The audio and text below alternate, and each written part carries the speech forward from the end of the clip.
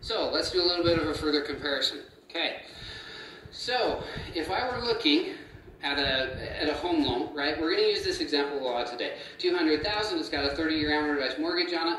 I've got a payment, 6% of $1,200, same example we used earlier, right? I've got credit cards also, right? In this case, we've got $18,000 limit. We got about a $16,000 balance. I've got a line of credit, excuse me, not credit cards. This is a line of credit. We've got a line of credit that runs a payment about $500 a month at a 10% interest rate, right?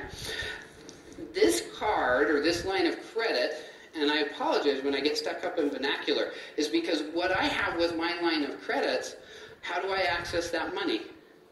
I access it through a Visa service debit card, right? Or a different merchant provider, but they give me a credit card on that account where I have access to that account, even though it is not a credit card, because they function in payment differently. It is, for practicality purposes in my business, feels and acts the same, right? I have it, I go to the bank, I swap it at the gas pump, I buy groceries with it, whatever I need to do. So this line of credit at a $16,000 balance has about a payment of $600 a month at about a 10% interest rate. If you have, and this is not super high credit, not super low credit, you are kind of average run-of-the-mill credit, most banks and lending institutions, credit unions, etc., will have a line of credit account available to you. And as Bob mentioned, for many years, this line of credit account has been directly tied to an overdraft account. It's much more common early on where they would tie them directly to an overdraft account, etc. A lot of people have them in place already and they just don't use them and they don't know about it. Part of the reason is the balance is sometimes small. Your available balance might only be $500 or $1,000. So one of the things we can do right off is we're identifying available areas for cash flow is we can go out to the bank and find out if we can increase that, make it bigger, have more access to it, or apply for a new one that is in the range that we need to be successful with our Velocity Banking tools. A general rule of thumb is not a requirement, but we need at least at a minimum enough access to credit to be greater than the amount of monthly income coming in, right? So if I'm having $5,000 a month coming in, I want a Velocity Banking tool that has at least $6,000 of access of credit onto it so I can replace it, chunk it out. We're going to talk more about chunking. Replace it, chunk it out, replace it, chunk it out, right? Because what happens if my line of credit only has a balance of $500 and I make $5,000 a month? They're going to put that $500 and pay it off completely, and then where does my $4,500 go? Into my checking or my savings account, which isn't working for me, right? So that's what we're working on fixing.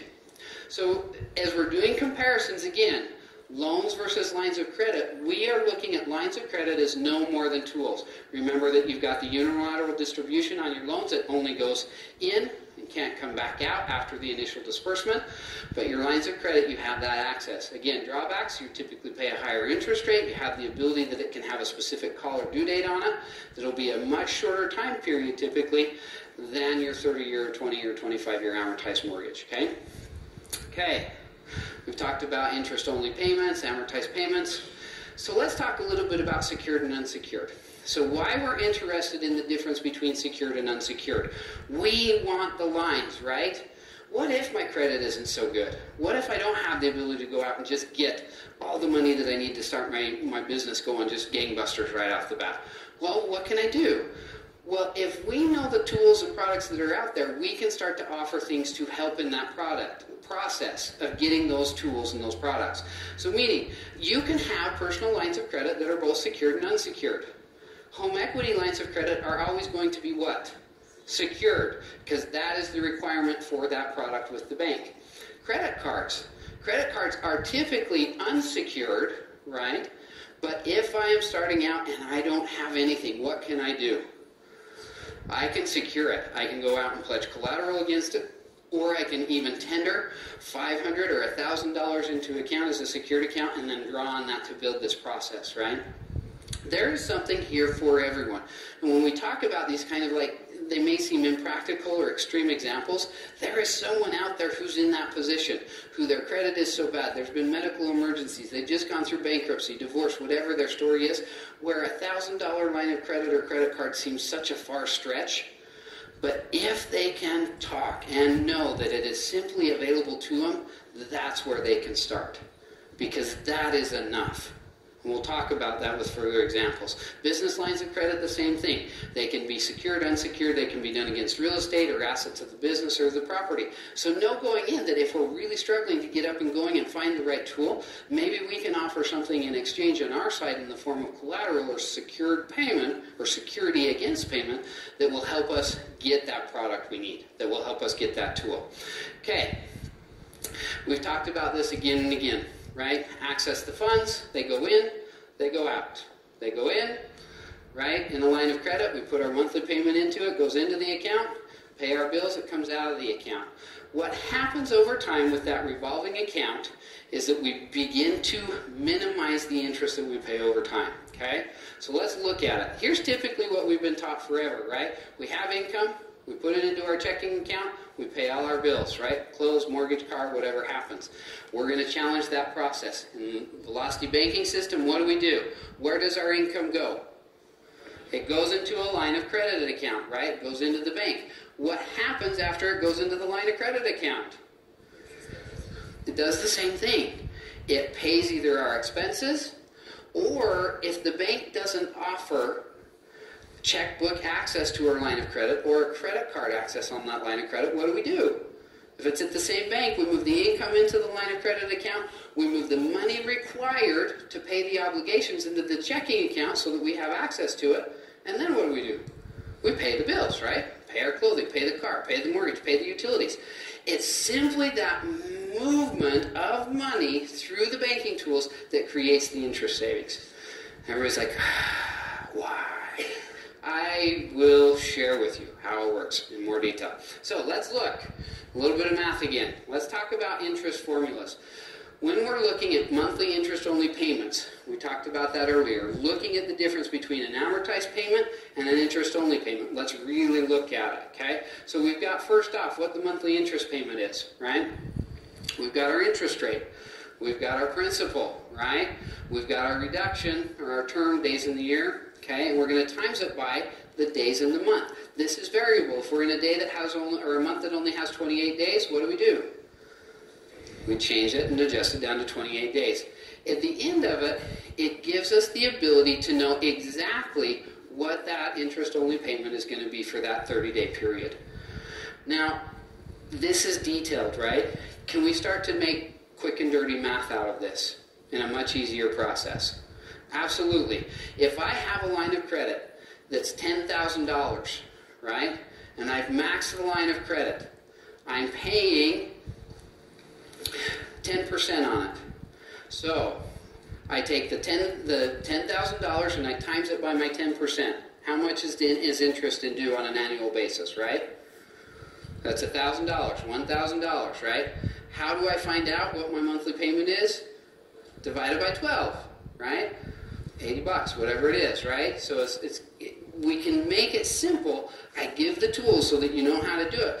But when we talk about doing numbers like we did on our budget, it's less important that it's exact and more important that we identify what the difference is so we can make the educated decision, okay? Let's look at total interest we're going to pay over the life of a simple interest loan as well, right?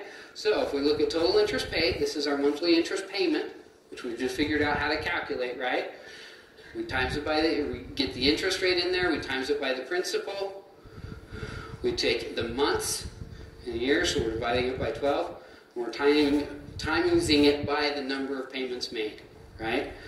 This is going to give us the total amount of interest we're paying over time. This formula works in the opposite way of the amortized payment formula because we're backing into the number of payments that are going to be made, right? Any of these variables can be replaced to find out whatever aspect we're missing in the formula. So if we're wondering how many payments it's going to take to retire this debt, and we know how much we're going to pay in monthly interest, we can get to the same answer, right? Again, you don't have to memorize this. This is for informational purposes. Let's let the tools do the work for you. But I want you to have the foundation in understanding the difference of where the calculations come from. Okay, let's talk about credit cards really quickly. Features of credit card accounts, if we're using them as a Velocity banking tool. What are some of them? Okay, repayment is formulated by a percentage of outstanding balance. This is different than an interest-only payment, right? What does that mean when I say on a credit card, if we're using that as the tool for our Velocity banking, How do they calculate what our repayment is? It's a percentage of our outstanding balance. So how do we know? Who knows what percentage their credit card company charges them? Some do, right? We know if we're doing the business. Most people don't. How do we figure it out? You can look at your statements. If it's not easily identifiable by your statements, call the service number on the back of the card, and they will tell you and disclose to you specifically how they calculate their minimum monthly payment, and it is typically a factor between 2 and 4%. It can be 2, 2.5, 3, 3.5. Okay? This is if your card type carries a balance, right? Other cards, there are cards like Amex, Diners Club that do not carry balances, right? So we're talking about cards that carry balance, okay? Repayment is also a function of the interest rate tied to the outstanding balance. What do we see on our credit cards? They're typically higher interest rates, right? Does that mean they're not the right product for us? Not necessarily. They could be a right product. We just have to do the math to know the difference, okay? So we know they're typically higher interest rates. And then we've talked a little bit about the difference between a debit card, credit card, and charge card. We have to acknowledge, and for novice investors, novice people into finances, what is the difference between the three? What does a debit card do? Where does the money come out of? Checking or savings account, right? What about a credit card? What is it? Line of credit, right? We can carry a balance on that card. Charge card, like I mentioned, what is it?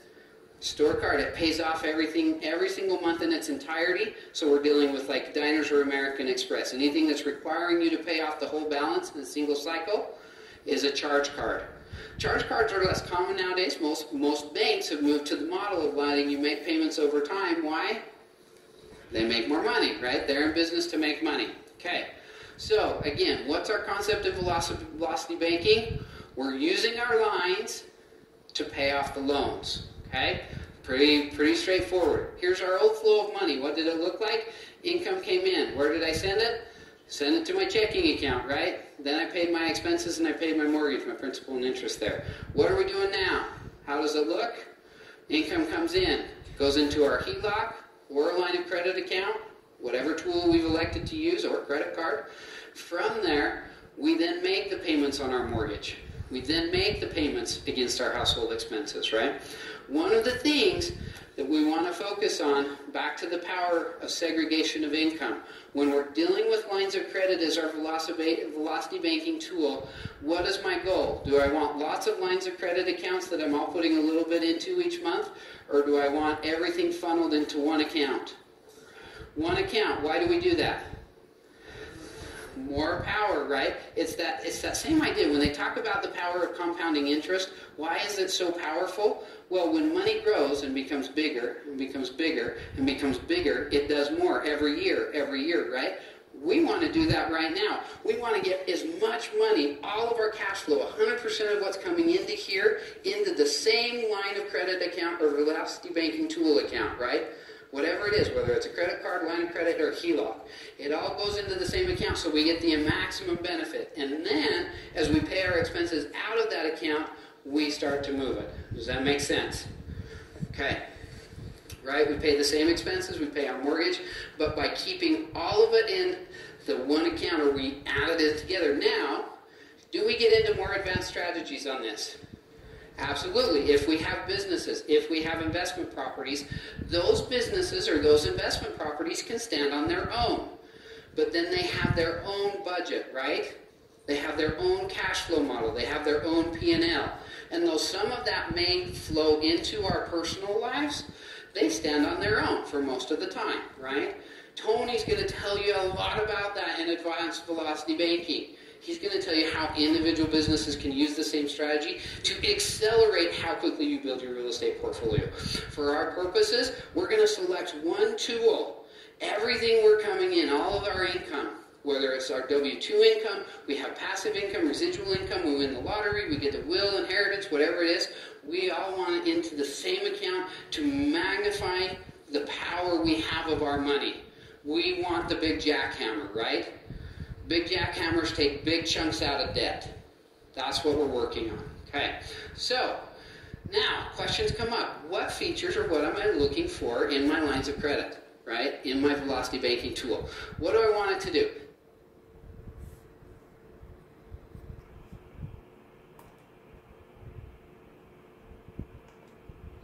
maybe you covered this and I just missed it, but when you have numerous lines of credit at different amounts, how do you determine what to pay down first? Is it based on the interest or specifically based on just getting those paid down in like a Dave Ramsey manner, but within lines of credit? Right? That's a really good question. So we talked a little bit about that. It ends up being customized, but one of the best ways to look at it, and the key factors, is you look for small principal balances first, right? Because what typically happens on lines of credit accounts is we deal with a payment, right? No matter what our balance is, whether our amount is $3,000 or $30,000 on that credit card, we still have our minimum monthly payment, right? So by eliminating one entire line that has a specific balance, we typically free up more available cash, right? So we look at that first. But that's why we go through our top 6 process, right? 3 of the highest interest and 3 of the largest payment. We look for things that hit both lists. Typically people will have one account that hits both. It's pretty cool. It's pretty crazy. And then that's real easy to know. That's the one you hit. Because you chunk that one out, and that frees up your biggest cash flow quickest, but it also gives you the highest return on highest return on interest savings immediately, right? Because we eliminated that high interest payment right off the bat. Okay, really good question. Any other questions before we go to break? What about like insurance payments and stuff like that, where you can pay a year's worth of insurance and get a discount? Okay, that's a really good question. So when we look at comparing power of cash flow, how do we determine whether that's a good investment or not? So I've got an insurance premium that I can pay monthly for $100 a month, right? Or if I pay the whole year in advance, it's only $1,000. I save $200, right? How do we know whether that's a good investment or not? Well, we calculate simply a rate of return, right? If I make a monthly payment, I've just spent $200 extra that I could have saved otherwise, right? So if we convert that to a percentage, what's the percentage that I've saved over that time value of money? Can anybody do that in their head? I was trying to, 20%, right? So if I were to borrow that money from the insurance company by making that payment over time, what is my effective interest rate that I'm paying him for that ability to borrow? Do you hear how we reverse that question? We're saying, okay, this vendor is in essence giving me a short-term loan. What's he charging me in an interest rate?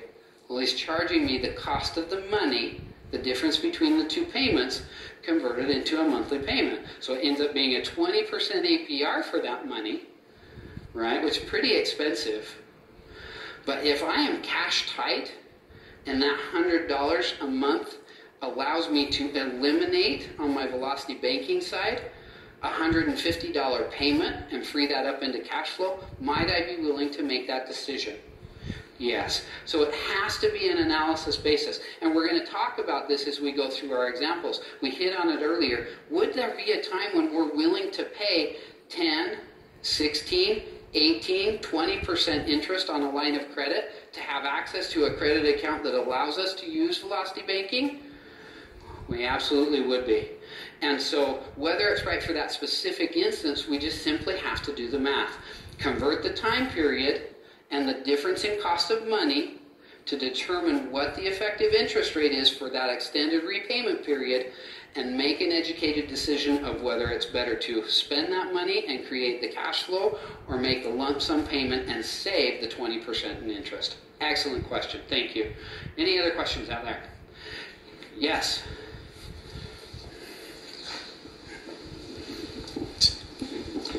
What about for say a rental property? Would it be better to get like a business line of credit for that if it's under an entity, or would it be to get a HELOC on the property?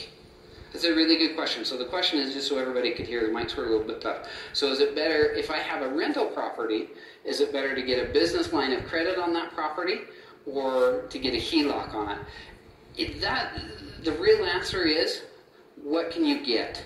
Right? So what factors are determining what you can get?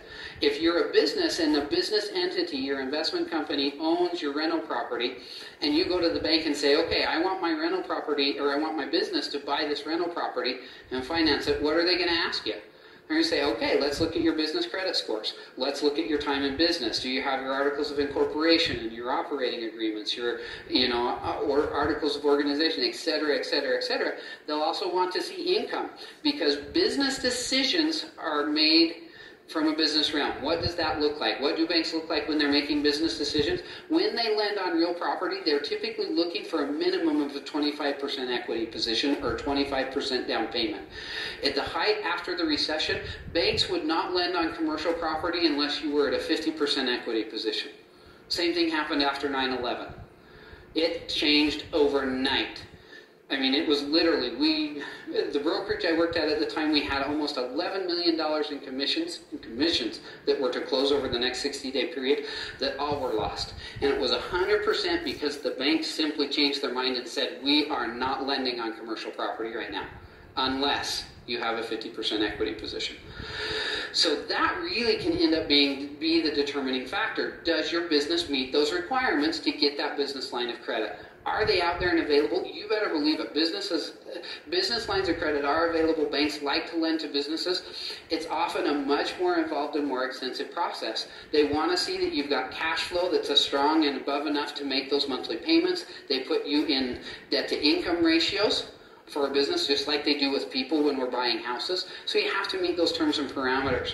Now saying, hey, if I can go get a HELOC in my personal name on my rental property that's 90% loan to value, am I willing to make that decision if that money is available to me and business money isn't?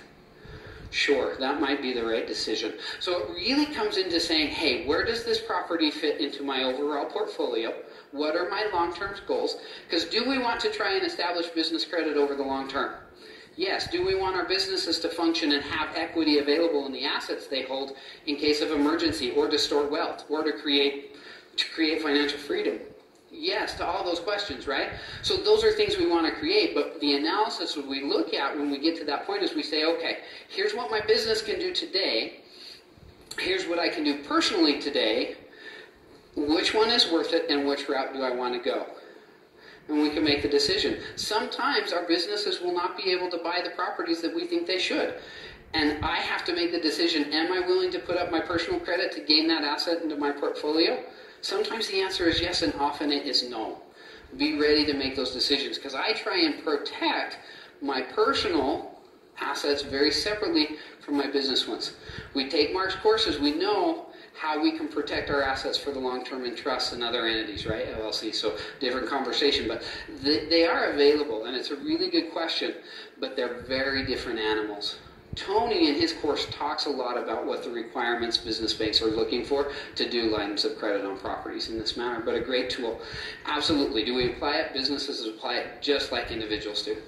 On a commercial property that we own, as we've continued to talk to banks or credit unions about lines of credit or a HELOC, it continues to be based on our personal credit, and they're negating our business credit, even though we've been in business for over 5 years. Do we need to go higher up the chain? Is that our issue? That would be my recommendation. It depends on the strength of your business. They're asking for your personal guarantee against those loans for a couple of reasons. Either there's not enough equity in the property to meet their minimum equity requirements, or there's not enough cash flow into the business to warrant and cover the payments that you're looking for it to cover.